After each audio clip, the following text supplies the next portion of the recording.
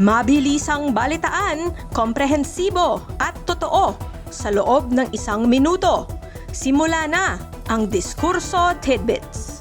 VP Sara sinampahan ng 4 na impeachment complaints. Dahil dyan, simula na naman ang 1-year ban. Ibig sabihin, itong 4 na ito lang ang mga impeachment battles na maaari niyang harapin hanggang February 2027. Backdoor exit sa Tawi-Tawi. Mas tinutuunan ngayon ng pansin ng Bureau of Immigration. Alam niyo bang ilang malalaking pangalan na tulad nila Alice Guo, Arnie Teves Jr., Harry Roque at maging si Atong Ang ay napabalita ng nagtangkang tumakas sa pamamagitan ng pagdaan dito? Abay, dapat lang palang busisiin. Internet celebrity na si Punch the Monkey may mga bagong kaibigan na. Tuluyan na kaya siyang tanggapin ng kanyang monkey community sa zoo?